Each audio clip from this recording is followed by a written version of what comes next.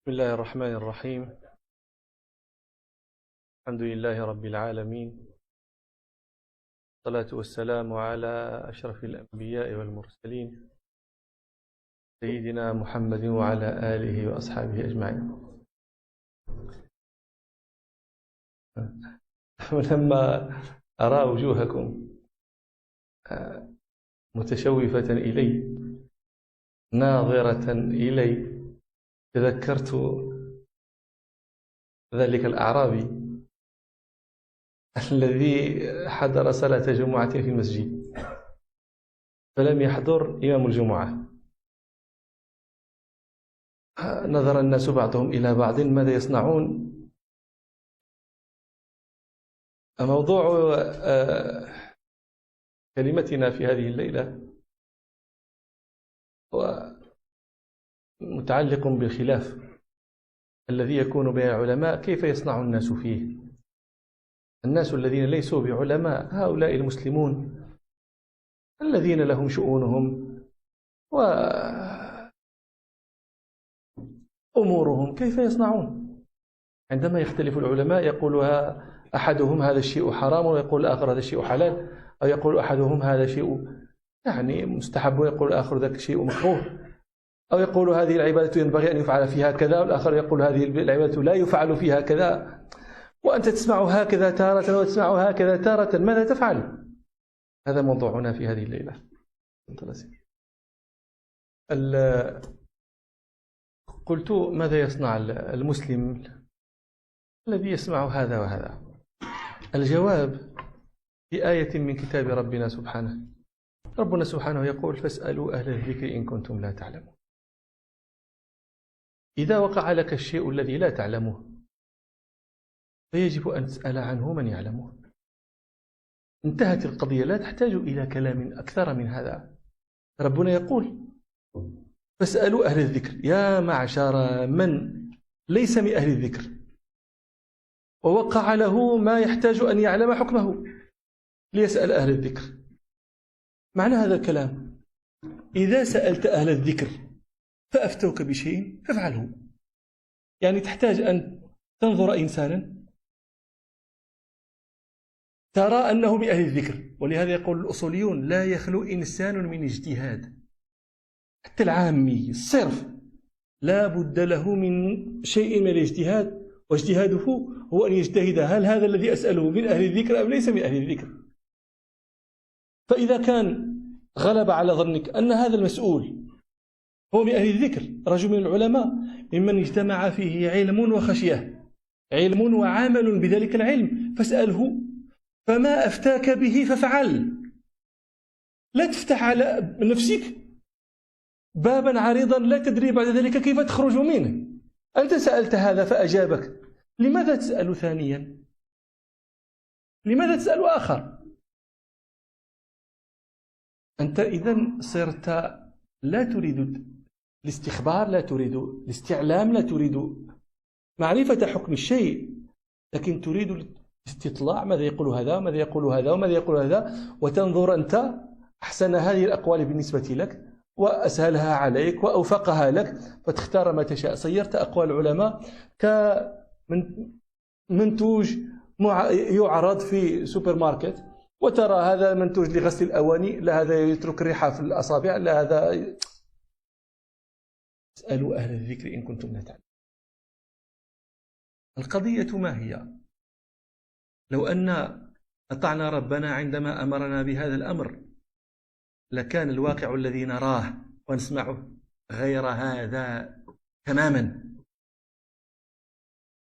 لكننا ما أطعنا الله حين أمرنا أن نسأل أهل الذكر إن كنا لا نعلم. ما أطعناه. ماذا فعلنا؟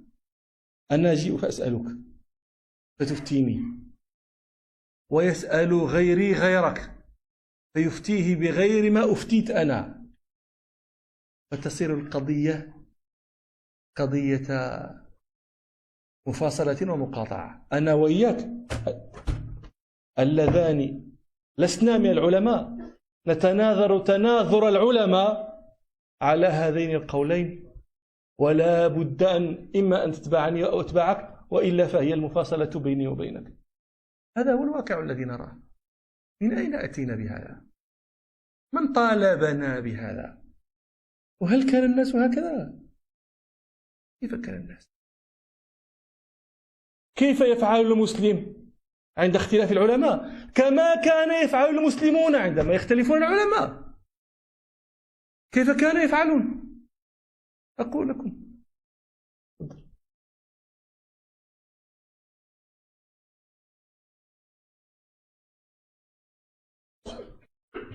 الله فيك. والصحابة رضي الله عنهم فهموا هذا الذي وقع في زمن النبي صلى الله عليه وسلم. الأمثلة على اختلافهم كثيرة جدا.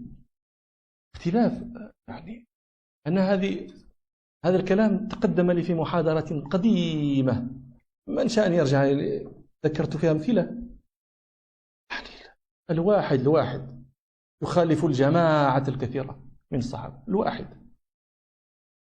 ولا لا لا لا لا, لا ترى هذه الخشونة وهذا تبقى الأخوة قائمة بينهم. لماذا هم تبقى بينهم ولماذا نحن تزول من بيننا؟ الآن شوف، عبد الله بن مسعود رضي الله عنه حج مع النبي صلى الله عليه وسلم. لما حج النبي صلى الله عليه وسلم فكان في منى يقصر. في منى يقصر، صلي العصر والعصر يقصر كما نفعل إذا كنا في منى بعد رجوعنا من عرفة. هذا القصر في منى العلماء مختلفون فيه. ما سبب هذا القصر؟ هل سببه السفر أو سببه النسك؟ هل هو قصر مرتبط بالحج فكل من كان داخل في نسك الحج فإنه يقصر وإن كان يسكن في منى، أو هو مرتبط بالسفر؟ فإذا كان مرتبطا بالسفر فإنه لا يقصر إلا من كان في منى مسافرا، أما من كان مقيما فلا يقصر. هذا محل الخلاف. المهم أن ابن مسعود كان النبي صلى الله عليه وسلم وليس يمكن قصر النبي صلى الله عليه وسلم أن يكون رافعا الخلاف، لأن النبي صلى الله عليه وسلم حينئذ كان من أهل المدينة. فعلى كل حال لا يتضح لنا هل قصر النبي صلى الله عليه وسلم للنسك أو قصره للسفر. ثم حج ابن مسعود مع أبي بكر فكان أبو بكر يقصر، ثم حج مع عمر فكان عمر يقصر، ثم حج مع عثمان في مدة من صدر خلافته فكان عثمان يقصر، ثم تزوج عثمان رضي الله عنه فجعل يتم في منى ولا يقصر. صلي الظهر 4 لأن عثمان رضي الله عنه يرى أن هذا القصر ليس للنسك ولكنه لأنه مسافر. فلما اتخذه هو أهلا زوجة من أهل صار رأى نفسه، لأن هذه قضية مما يقطع حكم المسافر، فاقطعه بالنية أو إذا وصل وطنه أو زوجة بها دخل. إذا دخل الرجل بامرأة في بلد كان مسافرا فيها انقطع حكم سفره وصار من أهل تلك البلد لأنه اتخذ فيها وطنا وزوجة. ابن مسعود رضي الله عنه كان يغضب جدا. وكيف نتم؟ كيف نتم؟ قد صليت وراء النبي صلى الله عليه وسلم وأبي بكر وعمر وكانوا يقصرون، كيف نتم؟ فإذا جاء الصلاة صلى خلف عثمان وأتم. يا هذا كيف حاجة غريب أمرك. وكان يرى يخشى أن لا تقبل منه تلك الصلاة. الآن هذا وشوف القضية أين وصلت عنده. كان يقول يا ليت لي من 4 ركعات ركعتان متقبلتان. وديت يعني لو أخرج من هذه الصلاة من هذه 4 ركعات بركعتين فقط متقبلتين لا كنت رابحا. يخشى أن لا تقبل منه هذه الصلاة لأنه يخالف ما كان عليه النبي صلى الله عليه وسلم وأبي بكر وعمر. فيأتيه الناس يا ابن مسعود أنت تقول كذا ولا ينبغي ثم إذا صليت تصلي 4. يقول الخلاف شر، ما أخالفه الخلاف لا خير فيه. يعني هذا الخلاف الذي هو مصارمة ومفاصلة. أما الخلافة ابن مسعود كان يخالفهم فيما هو أكثر من ذلك، يخالفهم في المصحف الكريم. لما جمع عثمان بن عفان الصحابة على قراءة قريش، أبو مسعود رجل من هذيل ليس قرشيا، وعثمان رضي الله عنه أخذ المصحف الذي جمع في عهد أبي بكر وعمر لما قتل الناس في اليمامة.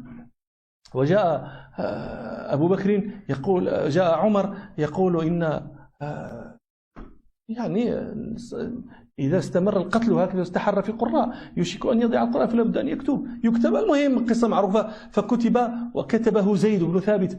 فلما جاء عثمان أرسل بتلك المصاحف التي جمعت. يقول ابن مسعود: كيف تأمروني أن أقرأ على قراءة زيد بن ثابت؟ كيف وأنا أخذت من النبي صلى الله عليه وسلم القرآن وزيد بن ثابت له ذؤابتان يلعب مع الصبيان، وأنا الآن تأمرني أن أخذ وترك. وكان يقول كان يقول إن الله يقول: ومن يغلل يأتي بما غل يوم القيامة وإني غال مصحفي، لأنه أمر بإعطاء مصحفه ليحرق كما أحرقت المصاحف على غير قراءة زيد. يقول وأنا وخبأه ولم يعطيه، وحتى عثر عليه فيما عثر عليه من كنوز العبيديين في مصر لما أزل صلاح الدين الأيوبي رحمة الله دولته من مصر. حينئذ عثر على مصحف ابن مسعود وأحرق حينئذ. لماذا؟ يخالفهم في هذا لأنه يرى أن هذا، ولكن في قضية أخرى قضية عثمان يقول لا ويصلي معه. المهم عندي أنا ليس هذا، المهم عندي أنه لا يقول في عثمان شرا وعثمان لا يقول فيه شر. لماذا؟ هل نحن أكثر انتصارا لسنة النبي صلى الله عليه وسلم منهم؟ وهم رأوا صاحب السنة، رأوا بأعينهم، حملوه بأحداق أعينهم. كان أحدهم يود لو أن النبي صلى الله عليه وسلم لا يمشي على الأرض من شدة محبتهم له.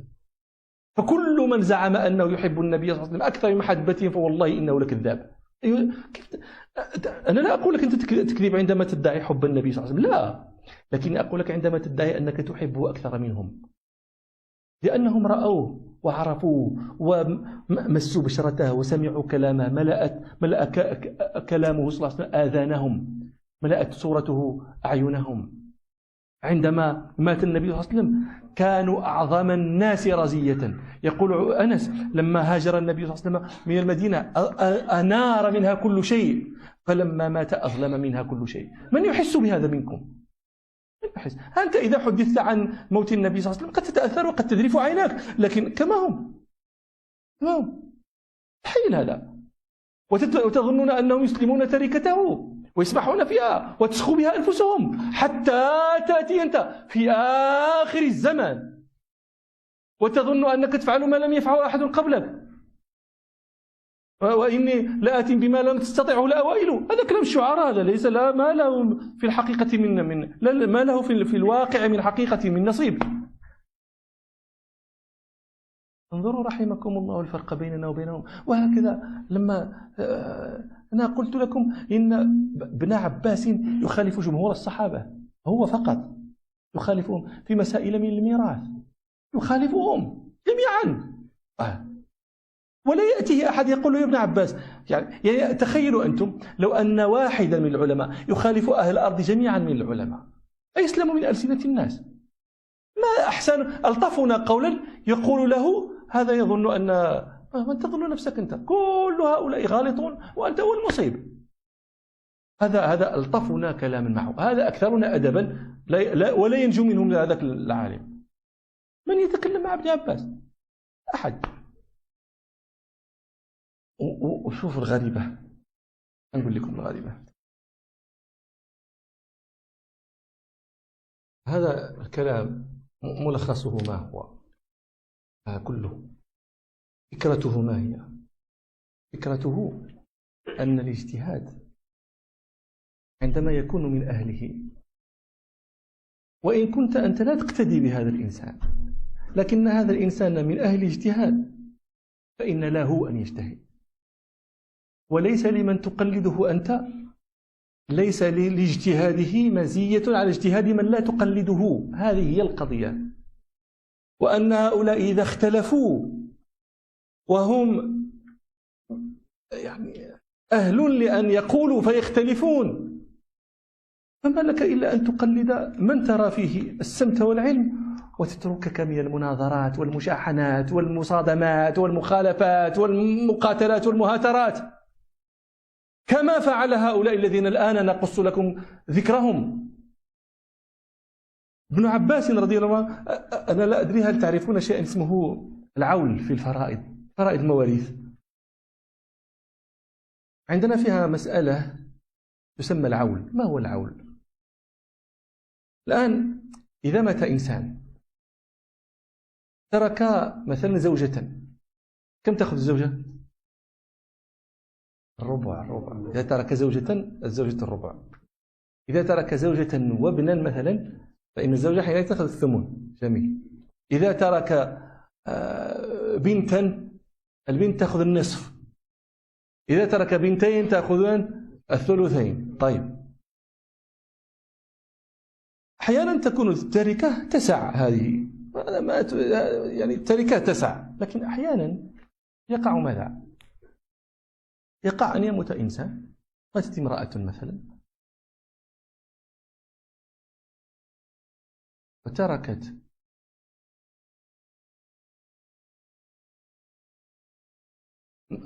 زوجا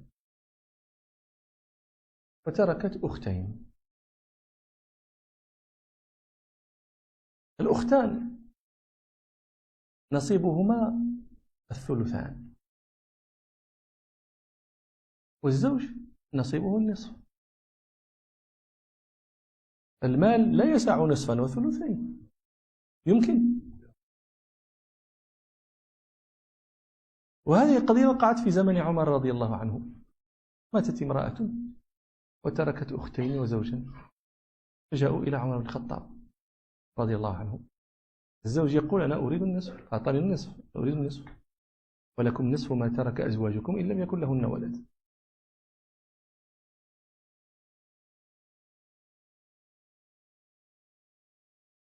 الأختان تقولان: نحن نريد ثلثين، الله سبحانه أعطانا الثلثين، نريد الثلثين.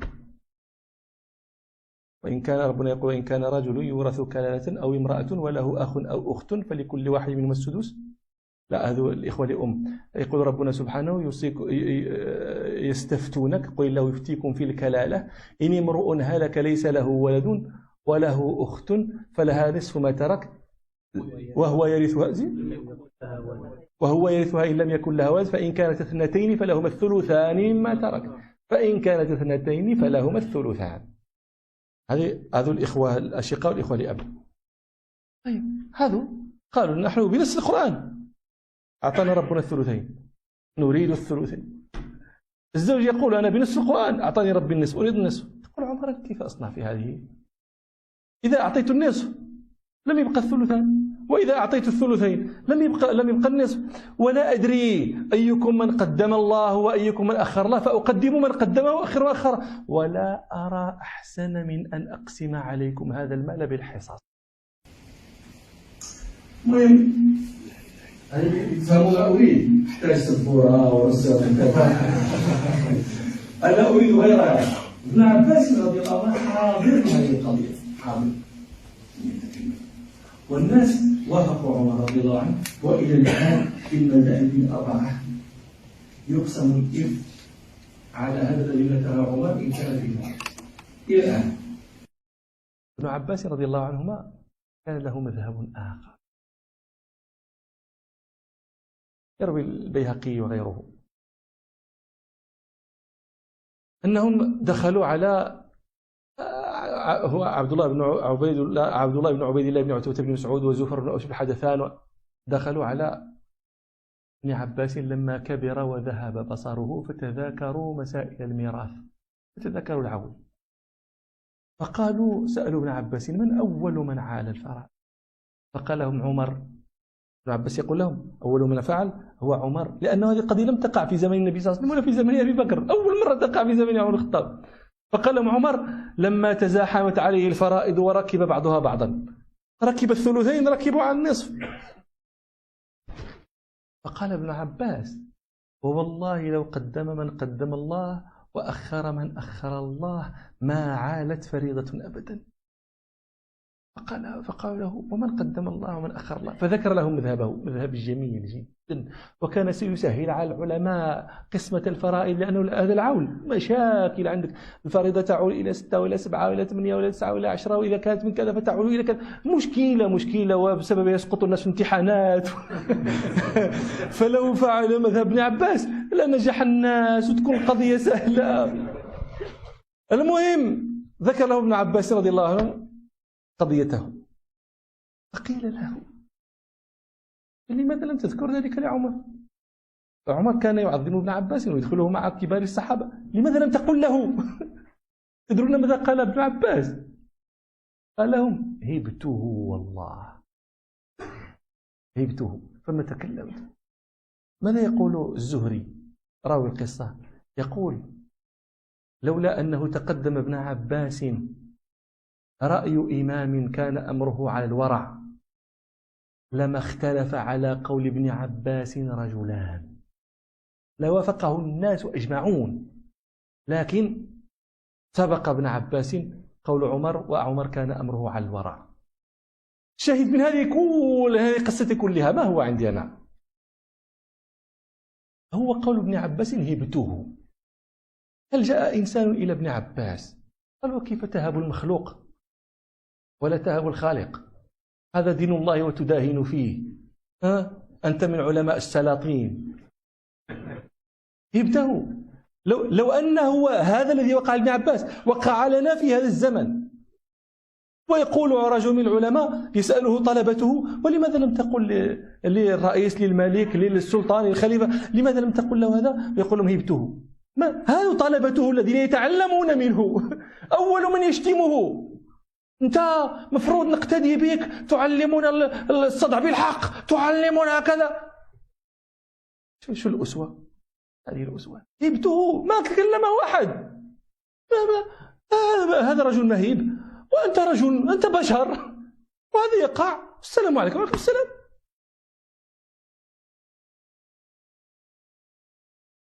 هذا كله عزوف عن السير على سنن الأولين.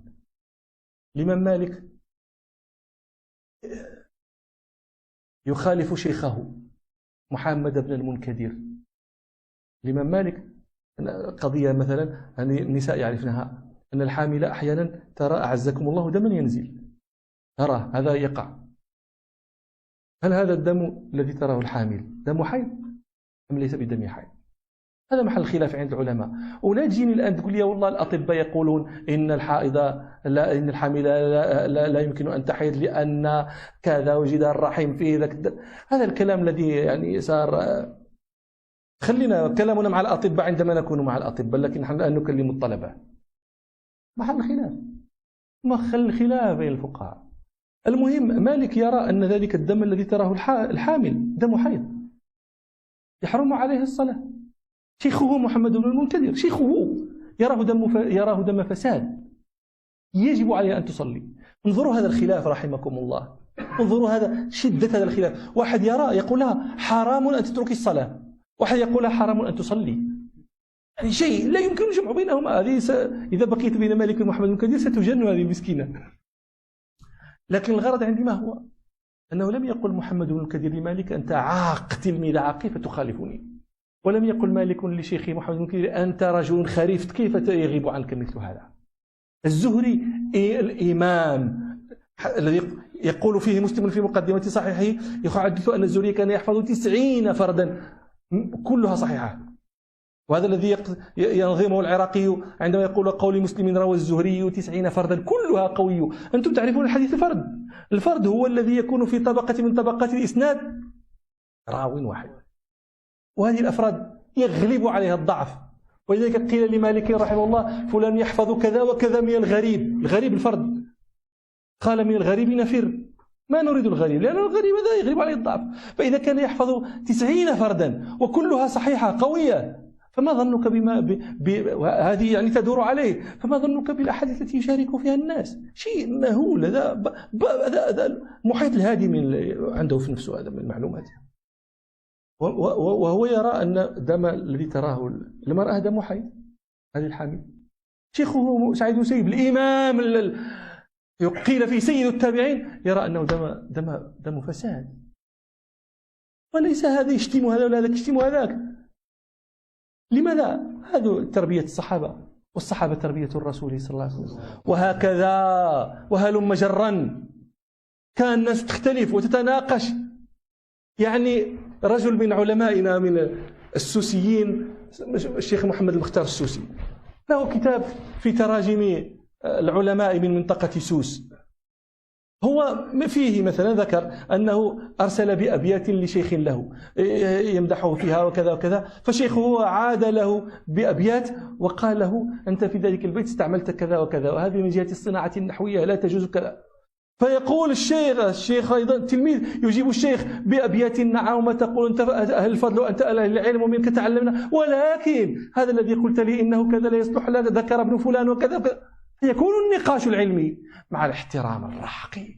لماذا عجزنا عن هذا؟ أن هذا هو الذي يصيبني يقيمني ويقعدني، أكون معه في حيص بيص. لماذا لا نكون مثل هؤلاء؟ نختلف ونتناقش ولا نتفق ونبقى إخوة متحابين صاحبين كريمين، لا تفشي سري، لا يكون بيننا الفجور في الخصومة لما لم نتفق. يعني ما هذه الأسوة. أنا أختم لكم بقضية الإمام مالك. تعرفون أصلا عندنا نحن المالكية من أصولنا الاحتجاج بعمل أهل المدينة، وهذا مما اختص به المالكية، يخالفهم أهل المذاهب كلهم، أهل المذاهب كلها. الليث بن سعد هذا قرين مالك، إمام أهل مصر، اختلف مع مالك في هذه القضية. الإمام مالك يرى أن الناس إذا اتفق أهل المدينة على شيء مما أثروه عن من تقدمهم لا ينبغي أن يخالفهم أهل الأمصار، لأن المدينة هذه موضع النبي صلى الله عليه وسلم الذي مات فيه، وموضع الصحابة، جمهور الصحابة مكث في المدينة ومات في المدينة، فأكثر علم النبي صلى الله عليه وسلم بقي في المدينة. أقل الصحابة هم الذين ذهبوا إلى الشام وإلى مصر وإلى العراق، فلان فلان فلان، لكن بالنسبة إلى الذين بقوا في المدينة تبقى نسبة قليلة جدا بالنسبة إلى من بقي في المدينة. لذلك يرى مالك أنهم إذا أجمعوا مفروض كل الأمصار تقول كما. الليث بن سعد يقول لا، ويتناقشان والرسائل بينهما طويلة وصلت نار، ولا يرجع الليث إلى قول مالك ولا يرجع مالك إلى قول الليث. ومع ذلك تبقى الأخوة عجيبة جدا، إلى درجة أن مالكا رحمه الله أراد أن يزوج ابنته، واحتاج بعد الطيب الذي كان في مصر في ذلك الزمن، ومن يعرفه هو من أهل مصر الذين كانت لهم سعة وغنى، الليث، ولا يجيء في نفسه طرفة عين أن الليث ممكن أن يقول له أنت الآن تحتاجني، أمس تقول لي توبخني والآن جئت تحتاجني. ما تأتيه في باله مالك، لا يتردد في أن يكاتب الليث ويقول له إني أريد أن أزف ابنتي وأحتاج شيئا من الطيب فابعث لي منه. كما تقول لأخيك، كشتمتم في الصباح ولكن بعد ذلك تقول لي جينا نريد أن نخرج ونذهب، مقتضى الأخوة. فيقول له ابعث لي، فيبعث له الليث وقر بعير من الطيب، هذا وقر البعير تزوج به كل عذارى ألمانيا إن وجد فيها.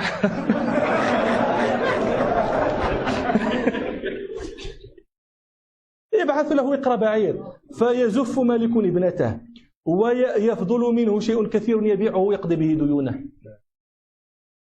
يختلفون، تبقى الأخوة قائمة. يختلفون في مسائل الفروج، في مسائل الدماء، في مسائل المواريث، يعني في الأشياء العظيمة، ولا تورث بينهم ضغائن. ونختلف في الأمر اليسير الذي لا يعدو أن يختلف الناس فيه بين الإباحة والاستحباب، ونتصارم عليه بعد أن كنا كركبتي بعير لا يفارق أحدنا الآخر، ونزعم أننا نقتدي بالسلف، نقتدي بالصحابة، نقتدي بكذا. أرأيتم قط أكذب منا؟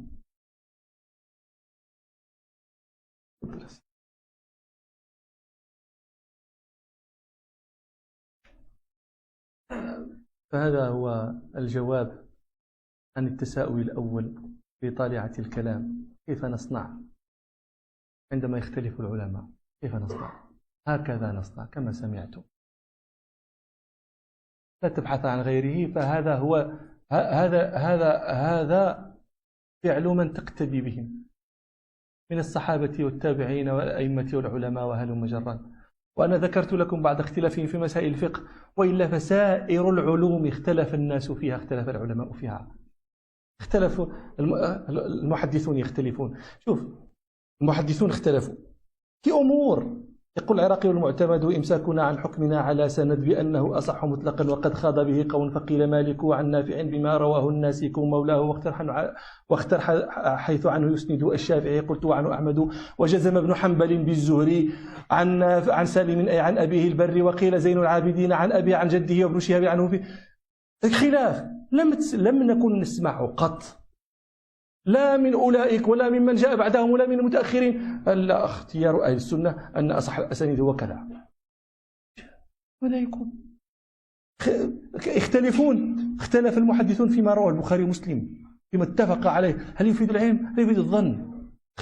قولان عند العلماء. يشير إلى من العراقي بقوله: واقطع بصحة لما قد أسند كذا له، كذا لابن الصلاح، واقطع بصحة لما قد أسند كذا له، وقيل ظنا. لا يقطع بصحة، إنما هو ظن غالب، ولدى محققهم قد عزاه النووي. طيب النووي يقول هذا مذهب المحققين، ابن الصلاح يقول لا، القطع هو أنا سمعت بأذني من يقول هذا قول أهل السنة أن حديث الصحيحين تفيد القطع. طيب إذا أخرجت من أهل السنة النووي، ولا أخرج ابن الصلاح، ولا أخرجت العراقي، ولا أخرجت السيوط، من تخرج؟ كل أسانيدك تدور على هؤلاء، كل أسانيد السنة تدور على هؤلاء. أنت لا تنظر إلي أنا حاكي قولي فقط، انظر إلى من قاله. النحو اختلف الناس فيه، طيب كيف تقول؟ يعني الفاعل مرفوع ولا منصوب؟ مرفوع. والمبتدأ؟ طيب النحاة عندهم خلاف جميل طريف، أيهما المتأصل في الرفع؟ الرفع أصالة لمن؟ هل هو للمبتدأ أو هو للفاعل؟ وهذا يقول في السيوطي: واختلفوا فيما له التأصل في الرفع، هل مبتدأ أو فاعل، ووجه كل باتجاه يحلو، من ثم قال قوم كل أصل. واختلفوا في الصرف، الحرف فعل الذي له حرف حلقي، أعرف الآن أن أكثر هذا الكلام لا يفهمه أكثر السامعين، لكن مع ذلك لابد أن تفهموا أن الناس اختلفوا. وهذا الذي يشير إليه ابن مالك في لاميته: وما حرف حلق غير أوله، يعني ما كان فيه حرف حلق. حروف حلقية أخيها كعلم حاز وغير حاسر، إذا كان فعل فيه حرف حلقي في عينه أو لامه، وكان لبذي الفخر، هل يضم والذي على ما هو مذهب الجمهور، أو يفتح مضارعه على مذهب الكسائي؟ لماذا لا نسمع أحدا يقول، مرة أنا قلت للإنسان: لماذا لا نسمع أحدا يقول ما مذهب أهل السنة في كذا؟ وتريدون أن أعطيك الجواب: لأنكم لا تدرسون هذه العلوم، فهي في عافية منكم. الحمد لله. الصرف والبلاغة وهذا الكلام لا، تتوهم أنك تدرس الفقه والحديث فصرت نارا تلظى. كل إنسان من الناس يمسه منك سفعة. الناس تختلف. الفقه لا أعرف بابا من أبواب الفقه لم يختلف الناس فيه. إن شئت سردت لك أبواب كتاب الطهارة، وبينت لك أن كل ما من باب من الكتاب وما من كتاب من كتب الفقه إلا وفي اختلف الناس في مسائله. أيوة. إذا ماذا؟ تتفانى البشرية لأنه اختلفوا. من يتصور أن الناس تبقى على قول واحد؟ هذا متطلب ما لا يكون. وقد قال المتنبي كما ذكرت لكم أمس رحمه الله: ومكلف الأيام ضد طباعها، متطلب في الماء جذوة نار لا يجدها. تدخل في نهر الراين تبحث على الماء، على العافية، على العافية باصطلاحنا، يعني على النار. هذه إخوان المشارقة لا يفهمون مذهب المغاربة في هذه القضية، وينكرون علينا، وهذه مناسبة أن أفسرها لكم. يقولون إخواننا من المشارقة تزون، يقول الله يعطيك العافية، لكن باصطلاحنا ليس باصطلاحكم. يا هذا هون عليك. اصطلاحنا لم نخرج عن مذهب العرب. أنا أبين لكم الآن العرب ماذا تسمي الأعمى؟ البصير. سبحان الله، لو كان بصيرا ما قيل له أعمى ولا لا؟ لماذا يسمونه بصيرا؟ تفاؤلا إن شاء الله بأنه سيشفى ويرجع إليه بصره، ولا لا؟ طيب اللديغ هذا من لدغه عقرب يسمى السليم. لماذا؟ تفاؤلا بأن لدغته تلك لن تقتله لن تضره وأنه سيشفى منها. العرب تسمي تلك العير التي تمشي طلبا للتجارة تسميها قافلة. ما معنى قافلة؟ هي راجعة وهذه منطلقة الآن، كيف على الأقل ننتظر وقت قفولها نسميها قافلة، ولا وهي الآن خارجة، لكن سموها قافلة تفاؤلا بأنها ستذهب وتنجح في التجارة وترجع وتقفل. واضح الكلام. نحن نسمي النار عافية تفاؤلا أن الذين سعته هذه النار يتعافى منها. مفهوم الكلام؟ نحن نسمي القبور المقبرة نسميها الروضة. هذا في دارجتنا المغربية، لا نقول المقبرة، نقول الروضة، تفاؤلا بأن تلك الحفر رياض من رياض الجنة. إذا هذا مذهب عربي. فإذا قال لك المغربي العافية قل هذا على مذهب من مذاهب العرب لا نعرفه.